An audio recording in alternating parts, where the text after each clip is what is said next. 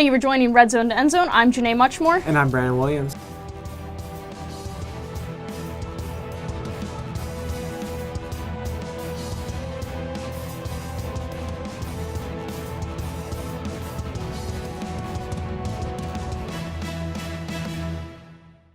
Don't forget to join our College Pick'em Challenge. We'll have that link on the bottom of the screen for you. But for now, Brandon, what do you think the game of the week is going into week one? Well, obviously the game of the week is Alabama against Florida State. That's going to be the big game this week. And, you know, with the Florida Gators having 10 players suspended and Michigan having a full squad, I would have said that team or that game, but it just never happened. Yeah. So this is the first, actually one of the highest matchups we've ever seen in week one. The number 1 team, Alabama, takes on the number 3 team, FSU, and that is the highest since Oklahoma and UCLA played in 1986, and that was a 1-4 matchup. And 3 years prior to that, another 1-4 matchup played, and that was Nebraska and Penn State. So, Brandon, going into this, Bama leads the series in the history with 2 wins and 1 tie. Who do you think is going to come out on top this week? I think the Alabama Crimson Tide has what it takes to win week one. I believe that they have Nick Saban. I believe that they will have Jalen Hurts. And these players and the coach will make all the difference, as Nick Saban is one of the highest paid coaches in the college football, and he gets paid well for what he does. $9 million, and the idea is he's worth that money, so he's going to get the win. Under Jalen Hurts, I think Alabama has a strong offense. He throws more than 62% completion rate, but he struggled in 5 games last year, and those 5 games were USC, LSU, Florida, Clemson, and Washington. And Clemson they lost to in the national championship. But what I see there is, I think Jalen Hurts might get flustered by this Florida State defense. Though I do believe Florida State does have a really good defense. The idea is that when you add the talent of being able to throw the ball and running the ball, that's really going to stretch out the defense, and he's going to be able to make some big plays based off his ability to draw them, to think he's passing, and back up to be able to run the lanes, and that's what's going to be the big difference. Well, I think he's going to be a little challenged by the fact that Derwin James is returning to the FSU defense. He had 91 tackles and 4 sacks his freshman year and was out last year due to an injury, but he can play pretty much any position on defense, and they're comparing him to Jabril Peppers from Michigan. And I think he's actually better because not only is he just a hybrid lineman and a safety, he can play pretty much all positions on the defense. So where do you think he's going to line up, and how is that going to stop Alabama from being successful on offense? Derwin James will be lining it up into 4-3 box, which will actually cause a little more pressure on the Alabama offensive line, no doubt. But I believe that the offensive line for Alabama is going to be, once again, a very solid unit. And that's going to be the difference with that, is that they have 4 running backs who can actually play anywhere as a number 1 string quarterback. And that's what makes Alabama dangerous, is they have so many viable options. Not one player is going to be able to change the game per se with the many offensive weapons that they have. If he's the safety, you know, he's going to have to go against Calvin Ridley. And Calvin Ridley made Hargraves look like a complete amateur. So the idea is that Alabama has so many threats on offense, not one man's going to be able to stop him. So he may be able to cause a little minor difference, but the team is going to have to be able to stop the best recruiting classes for the last 5 years and prove that they deserve to be the number 1s. Well, I think they are going to do that. I'm going to pick Florida State in this scenario. Florida State, as far as offense goes, they see the return of DeAndre Francois. And how do you think he's going to be in this game? DeAndre Francois is going to be interesting because, you know, Alabama actually has a very inexperienced defense. They returned 5 starters, I believe it is. But the problem is that when you have that many starters returning, which isn't many, Alabama has been doing this for years on years of returning not many starters at all, and yet somehow getting to the finals or the playoffs. So the idea is that I think that it's a Nick Saban defense, and that is what makes it special because he knows how to coach those defensive players. He's a defensive mastermind, and it doesn't matter who you have on the team. If you have the best players out of high school that are completely dominant and give them 1 year of training, they're going to be dominant in college with this guy. So I believe that the defense will be able to shut down the Florida State offense. Well, and I think Florida State is just going to have to be careful here because Alabama can limit their opponents to 64 yards rushing. So Florida State's going to have to get a little bit outside their comfort zone and start passing a lot more this game because they allow 198 yards passing on the Alabama defense. So they're going to have to exploit that one weakness, which isn't really a weakness, against such an elite defense. And I think that's going to be hard, but I think they can do it. I think their defense is going to be strong. And what I love about this matchup in particular is that Jimbo Fisher actually used to coach under Nick Saban as the LSU offensive coordinator. And I think he's kind of been lurking in the shadows, and now he's ready to get his chance and come out on top in such a vital week. And I remember last week we mentioned that, whoever loses this game, the CFB commission is going to be pretty forgiving. But I think if Florida State causes some disruption and gets the win, I think that's going to be huge for them going into this season. The one problem that Florida State has is that when they actually play competition in the opener, it's actually been a rough defensive outing for them. 3 years ago, they played Oklahoma State, and they allowed over 30 points in that game. And then last year, they played Ole Miss and allowed 34 points per game. You are not going to be able to allow that many points to the Alabama Crimson Tide if you expect to get a win. And that, you just can't. You can't, but I think coming off of last year, a disappointing 10-3 season, it's Florida State's time to shine. Well, I think you're wrong. Well, Brandon, we just got some devastating news that now 2 more Florida players are suspended for Game 1, totaling 10 players, including their top wide receiver, Antonio Callaway, and their top running back, Jordan Scarlett.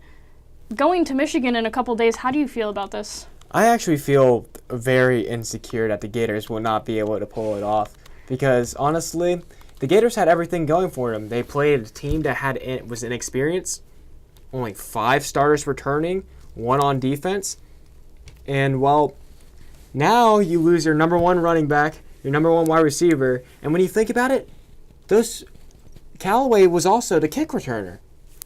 So you also lose that option of having an explosive special teams play. So it really hurts the Gators. Yes, and he had 721 receiving yards last year, so that is going to hurt. But I think the more interesting thing is who's going to be quarterback. Both these teams struggle from similar issues. Neither one has named a starting quarterback yet, and we are just days away. And they're both missing a big chunk of their defense from last year. Well, the problem is they released the depth chart yesterday, and I was very unamused. They had Luke Del Rio as number 1 alongside Felipe Franks. Now, I'm not sure if that's to throw them off of Malik Zaire, which would actually be a decent person. But my question is why would you put Luke Del Rio and Felipe Franks as the starting quarterbacks to throw them off? Because neither of the kids can run. So wouldn't you want to put a dual threat quarterback and a passing quarterback to throw them off so they don't know if they're dealing with a guy who can actually run or just a guy who can pass the ball? Because right now, if I'm Michigan, I'm thinking, okay, well, if that's the case, Luke Del Rio or Felipe Franks, I know they're going to throw the ball. Especially now that they're down Scarlett, they can't even attempt the run game because who do they have? LaMichael Perrine, who's decent, but he still has a bit of developing to do, and he was behind Jordan Scarlett. So I don't know how this is going to factor into all this, but I'm kind of nervous for the Gators because 10 players is huge, and we just can't seem to stay out of trouble. That's actually 8% of the entire roster for the Gators is suspended for the first game. So if we keep this rate up, 96% will be suspended by the time we get to play FSU. So, but what I think is that I really want Malik Zaire to actually be the starting quarterback. Because, especially now, because you lose the option with Scarlett running the football, which means you're going to have to find a ground game somewhere along the way. Now, if you find out with the Wildcat formation with Zaire, or you just do a QB draw, you got to find those rushing yards against Michigan. They were the top defense last year, limiting their offensive opponents to 261 yards a game. That's going to be tough to overcome for the Gators, whose offense is, at this point, clearly non-existent. Well, they have 1 defensive starter left returning. So that actually helps the Gators. But what I thought was, okay, well, the Gators need to score very quickly in the game. I think the longer you wait to score, the worse it gets. Because these defensive players that Jim Harbaugh are getting are amazing. They're the top recruits. Because Jim Harbaugh literally is the master of swag. He's just amazing. And I don't know another coach who's ever been in a rap music video. That's a challenge for you guys to look up. I don't know anybody else, but Jim Harbaugh brings in these talented defensive guys, and they're going to be rattled for the first few minutes, maybe first quarter or first half, but eventually it's going to click, and then the Gators are going to have a tough time finding offense. That they will. And one of the other interesting things is, why is Michigan waiting to release a starting quarterback? You had Wilton Speight last year, who led the team to, they only had 3 losses. They had 9 wins and 3 losses. How are you going to just all of a sudden be like, oh, we don't know who our starting quarterback is? It's between junior Wilton Speight, who averaged 40 points a game last year on the offense, or this senior, John O'Korn. Where the heck is he coming from? He got 34 snaps, I think, last year or something like that. Well, I think that the reason why they do this is just to throw the Gators off. The Gators obviously know it's going to be Wilton Speight, but it's just like Jim Harbaugh because he's immature. So he's just playing with the Gators and like, oh, you're going to do that to us? We're just going to screw with you a little bit, get the shoe on the other foot. And maybe that's just Jim McElwain's little mark on football, because other than the naked guy on the shark that looks like McElwain, the only thing McElwain has done in the world of college football, besides make the Gators decent after Muschamp, is have this whole starting quarterback controversy. The Gators have a very talented defensive line, which will actually be a huge difference, because the defensive line will be facing a Michigan offensive line who only has 2 returning starters, and combined together as a unit, they have less than 50 starts together. So this is where the defense can actually take advantage of a Michigan offense who doesn't really have the backfield like they did last year with Davion Smith. And it really could be that difference, is having the defensive line of Florida being able to create holes for the linebackers. But then again, the Gators don't have the linebackers that they did have. But fun fact, David Reese started 4 or 5 games last year. And in that 5 or 4 games, he totaled 45 tackles and became the 5th leading tackler on the defense when he didn't even start half the season. So by those standards, the linebackers are fairly decent. And in his debut, he got 11 tackles against South Carolina. So not a really bad replacement for Alex Anzalone. The Gators are used to the defense picking up the slack that the offense can't handle and creating those offensive opportunities that have made us so successful these past couple years after Tebow. But I don't know how this is going to fare. There's so much distractions going on with all these suspensions. Before, the easy pick for me was going to be the Gators. I'm still going to stick with the Gators, but I'm not 100% confident in that pick, and I'm not sure if we're going to be able to overcome this. Well, I was going to pick the Gators until Jordan Scarlett decided to get in trouble, because just to make things more interesting, And, I have to go with Michigan, because Michigan they have all their players ready and rearing to go. I looked it up earlier, and they actually don't have any suspensions on anybody because they behave themselves. And, you were talking about the uniforms earlier. How do you think the Gators will look in their black and white criminal stripes? Well, I think the uniforms is actually the better matchup in this game than the actual play on the field. But what I think is interesting is Michigan has only won the maize uniforms once before. And Florida, I know you don't like the all blue for Florida, but I don't know, talking about uniforms now, what is your favorite college football uniform ever? Ooh. I really like the ugly ones because they're really flashy, so I have to go with the University of Maryland because I love their jerseys because I actually like that flag, even though it's the most hideous uniform of all time. It's still the most amazing uniform, in my opinion. Really? So I think my favorite is actually the ones Oregon tweeted out the other day that they're going to be wearing in week 2. They are uniforms designed by 3 different cancer patients.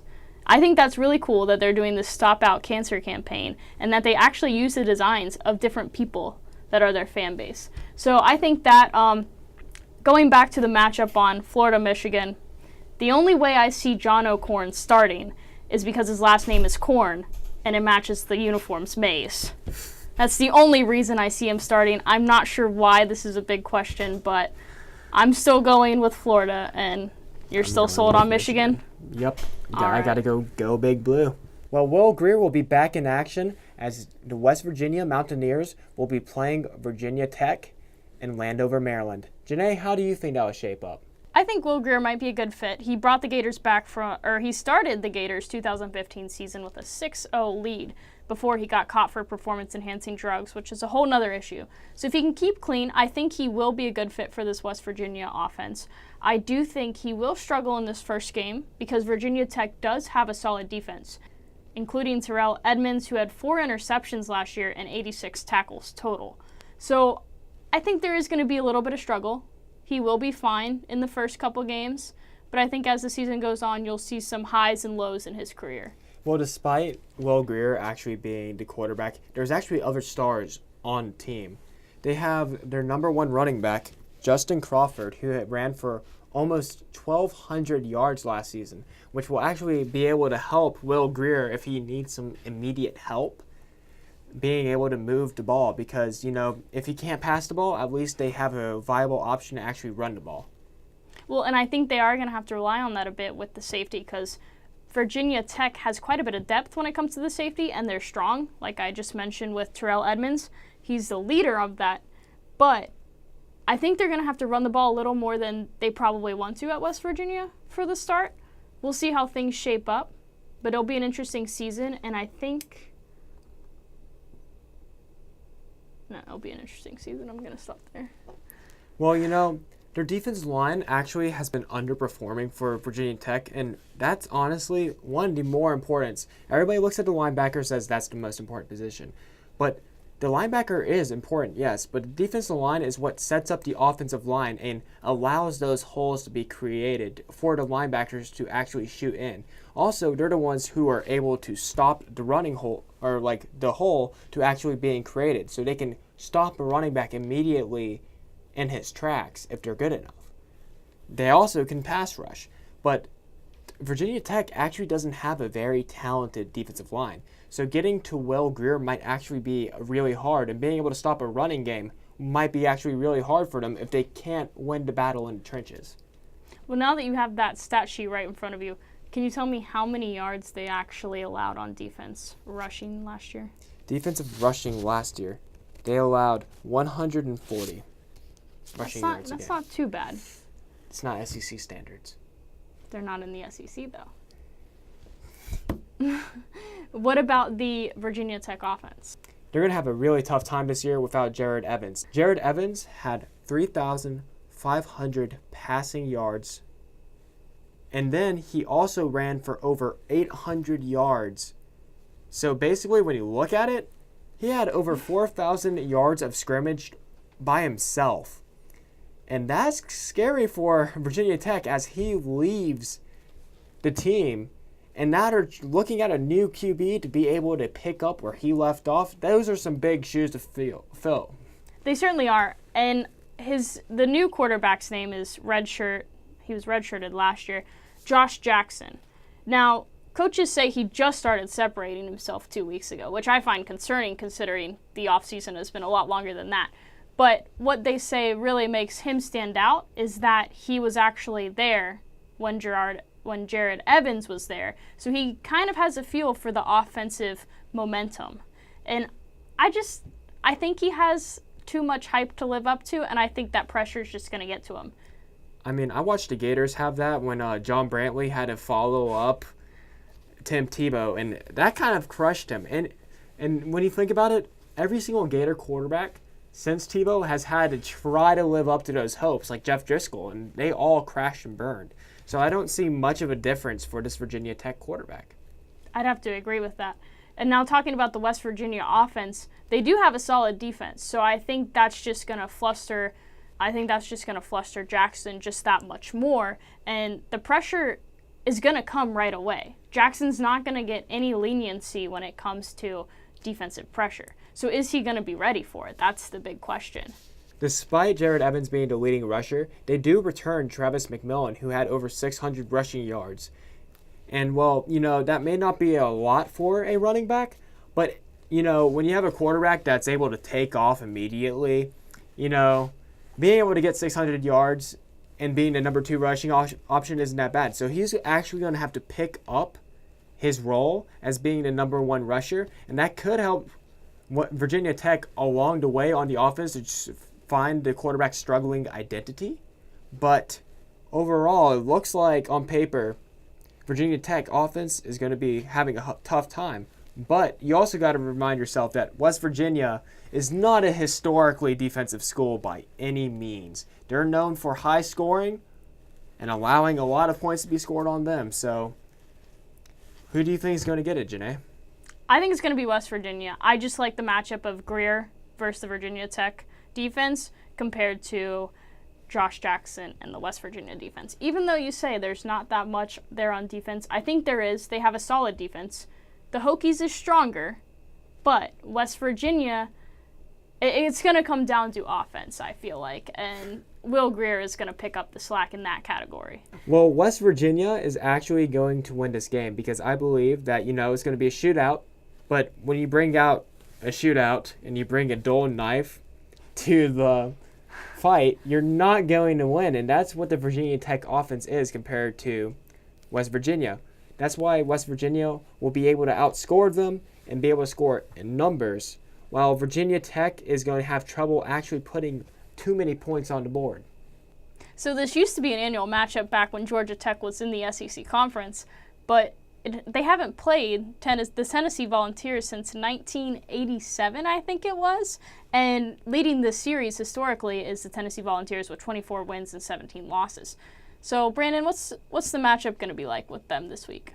Well, it's actually going to be a very interesting matchup because you have a Tennessee team that arguably was one of the more disappointing teams last season and also had some miracle Hail Marys. Look at that pass. But the idea is that more or less it's just Georgia Tech was also fairly disappointing in my books too. So I believe that these two programs will actually be fighting to prove that they're, back again and that they want to prove that last season was just kind of a fluke. Well, there's kind of an interesting thing going on because Georgia Tech has yet to release the quarterback. And in fact, this triple offense is now seeing the starting quarterback known as the triple or option, which is the quarterback race between Matthew Jordan or Daquan Marshall or Lucas Johnson or Jay Jones. Well, what I see is that Georgia Tech actually has a very important thing. When you have a option offense, it's very key to return a running back that participated in the option. Georgia Tech actually brought back their number 1 running back, which is actually very key in Dedrick Mills. So I believe that Georgia Tech's option will be a unique thing. But then again, how many times can you run the option without a elite defense being able to catch on? Yes, and going back to the quarterback, I think Jordan Jones is probably their best option. He's the most experienced, but even then he only has 205 passing yards in his career. So he doesn't really have that much experience. So I think this is going to really just the triple option. It should shine, and it should under it with the running back, Derek Mills. But will Tennessee be ready for it, or will they be ready for it? I believe that Tennessee actually has a fairly good defense. They're actually returning a lot of their top tacklers and things of that nature. But when you think about it, Tennessee had one big problem last year. What was that, Janae? The injury bug. Every game, it seemed like Tennessee had one player going down, and that was a huge problem for the Tennessee Volunteers.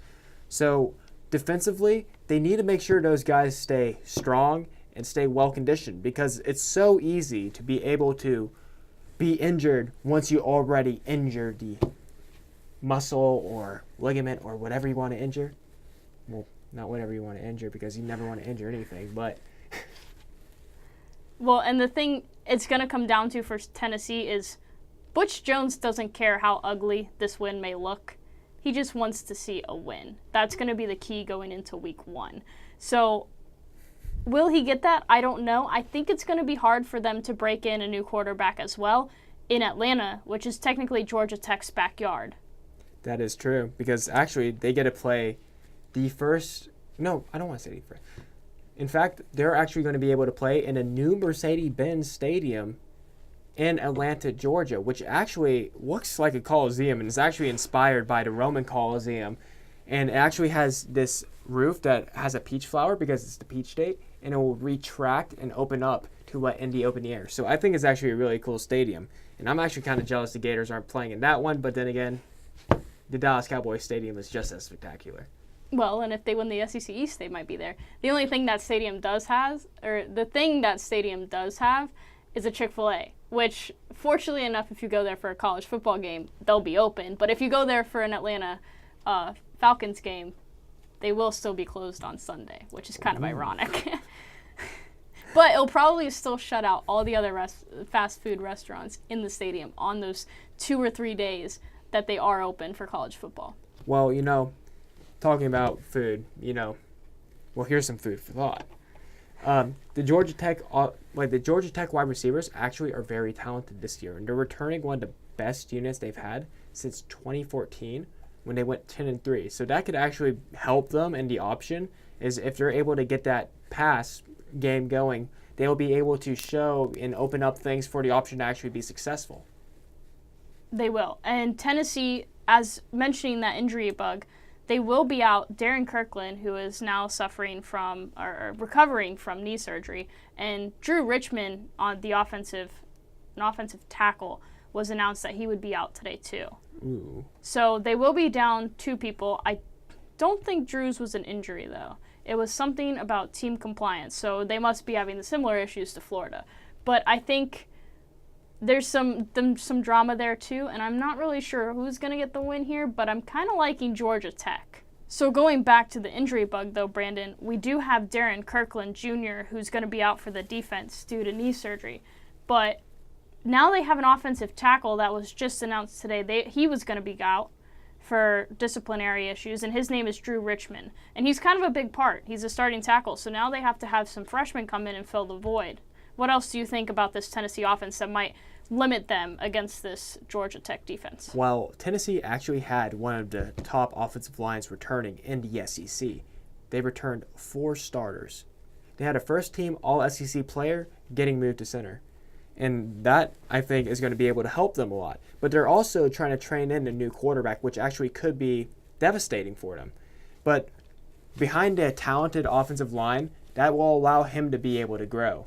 But, they also had a running back last year who had to pick up the slack because Jalen Hurd left, and you had Dobbs, who just graduated. So, the idea is that Tennessee might have a tough day on the offensive side of the ball. But then again, they are one of the luckiest programs to have ever graced the surface of the planet. They have always had to seem to have pretty good luck when they least expect it. I don't think they're going to have that luck here, though. And I don't know if they're going to be able to come out with a win. I think they're going to fall to Georgia Tech because the offense, the triple threat offense, or the triple option offense, is just going to fluster the defense a little bit, even though they do have those returners. Georgia Tech's going to get the win, and that's going to move Tennessee out of the top 25 in week 1. Well, that hurts my feelings a lot because I want the Tennessee Volunteers to win. And, well, I'm going to go with the Tennessee Volunteers because I actually think that they are a highly talented group. And, Butch Jones, may have been the most disappointing season of all time. But that doesn't deny the fact that they bring in some really talented recruits every single season. Now, their ability to develop those recruits, now that's never a decision, or that's never a discussion. But the idea is that, I think Tennessee has the willpower and they have the skill to be able to beat Georgia Tech. So, good old Rocky Top. No. Tennessee. In Charlotte, the South Carolina Gamecocks will be meeting the NC State Wolfpack in what looks to be a very interesting matchup that actually has flown under the radar. That it has. And Muschamp is seeing the return of starters for a change. You've got Jake Bentley, who is now a sophomore and had 1,400 passing yards last year in 7 games. That was only 7 games, so not bad with a 66% completion rate. And he also has the return of his top receivers, Deebo Samuel with 783 receiving yards and Brian Edwards with 590 receiving yards. So I think they're going to be pretty good, but are they going to be a contender with this fantastic NC State Wolfpack defense? I'm not 100% sure if they will be able to do that because on a defensive line, they returned 7 of their top 8. And then they also have a solid linebacker core. But what could be a difference is if Bentley can find a way to actually pass the ball. Because the NC State secondary suffered some major losses last season, and that could actually become a problem if they are able to exploit the secondary for some large gains. It could be a problem, but Bentley, meet Bradley Chubb, who had 21 tackles for loss last season. That's pretty incredible. And you also have Jared Fernandez, who had 89 tackles total, and he did have 1 interception, not great, but there are some interceptions to spread around from last year that could be a key in Saturday's game as well. Well, the big problem there is they have their South Carolina offensive line actually has 98 career starts, and that's one of the most experienced of all offensive lines in the country. So that could easily try to shut that could. Well, when you think about it, experience is only as good as the person is, but it also means that they've seen many different types of defensive adjustments or different types of technique. So they will be able to pick out what NC State is actually trying to do and their formation and the way the defensive line will be moving. So I believe that they will be able to pick it up a little bit. But, I don't have 100% faith in them because last season they averaged 20.6 points per game, which for an offense that's returning 10 starters, not that hard to improve on, but it's going to be a little challenging for them to be able to prove that they are a good offense. That's true. And I think when you compare the Wolfpack offense to the South Carolina defense, the defense was never the issue last year for South Carolina. It was the offense. So even though they have that starting core returning, if you sucked last year, what's going to make you better this year? The offseason can only do so much. And I think the Wolfpack defense might flatter them in this first game. Fluster them in this first game. Well, I could actually see that happening, but I could also see that South Carolina wants to prove the SEC superior. And, well, I'm an SEC homer naturally. But, the idea is that, NC State does look good on paper, really good on paper. But at the end of the day, I'm actually going to pick a Janae pick here because, Janae always picks with her heart and not her mind. I'm going to pick with my heart, and hopefully it pays off. I'm going to pick the South Carolina Gamecocks in a massive upset that will not be covered at all by ESPN. Well, I'm going to stick with NP State. NP. What does NP stand for? I'm going to stick with the NC State Wolfpack here because I think defense is going to come down to it all, and I don't think the South Carolina offense is going to be able to overcome that. All right, well, that's it for this week. We'll be back next week with more RedZone to EndZone coverage. Don't forget to follow us on Twitter, and all that stuff will be on the side of the screen here. You can follow us Twitter, Instagram, and Facebook.